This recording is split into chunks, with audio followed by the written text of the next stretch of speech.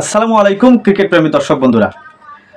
যুবরাজ সিং ভারতের একজন legend cricketer এবং ওয়েস্ট ইন্ডিজের ক্রিকেটার কায়রন পোলার্ড টি-20 ক্রিকেটে এতদিন তাদের নামের দখলে রেকর্ড ছিল 6 বলে 6টি ছক্কা মারার।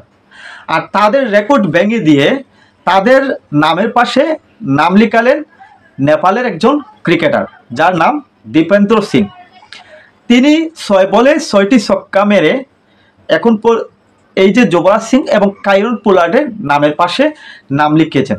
দর্শক বন্ধুরা, ওমানের আল আমেরাতে এশিয়ান ক্রিকেট কাউন্সিল কর্তৃক আয়োজিত মেন্স প্রিমিয়ার কাপ, আর এই কাপের ম্যাচে শনিবারে কাতারের বিপক্ষে এই জোরো ইনিংসটি খেলেন বা এই ইনিংসটি দেখান নেপালের ক্রিকেটার দীপেন্দ্র সিং। ইনিংসের শেষ ওভারে মিডিয়াম পেসার কামরান খানের সব ডেলিভারি তিনি বাউন্ডারি লাইনের বাইরে ফেলেছেন ছক্কা মেরে। আন্তর্জাতিক টি-20তে এক ওভারে 6 ছক্কার তৃতীয় নজির বা 3 নম্বর নজির হচ্ছে এটা এখন বর্তমানে দীপেন্দ্র সিং এর দখলে। দীপেন্দ্রের আগে এই রেকর্ডটা ছিল ভারতের লিজেন্ড ক্রিকেটার যুবরাজ সিং এবং কায়রন পোলার্ডের দখলে।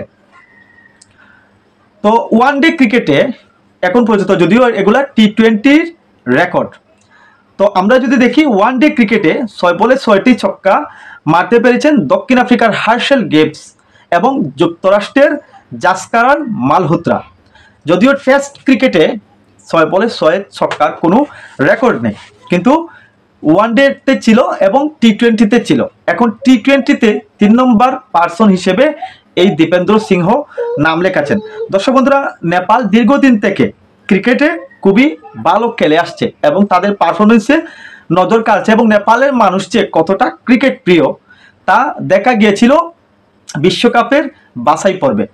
দর্শক বন্ধুরা, নেপাল খুব শীঘ্রই বার্তা দিচ্ছে যে তারাও ক্রিকেটে আসছে।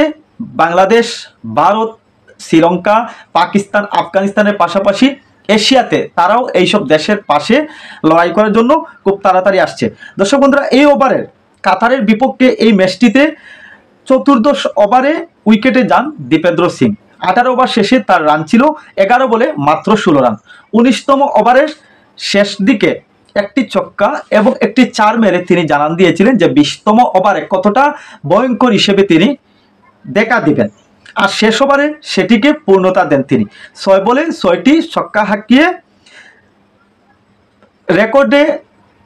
রেকর্ডের বুকে নাম লেখান 24 বছর বয়সী এই ব্যাটসম্যান দীপেন্দ্র সিং। ইনিংস শেষে 21 বলে 64 রানে তিনি অপরাজিত থাকেন।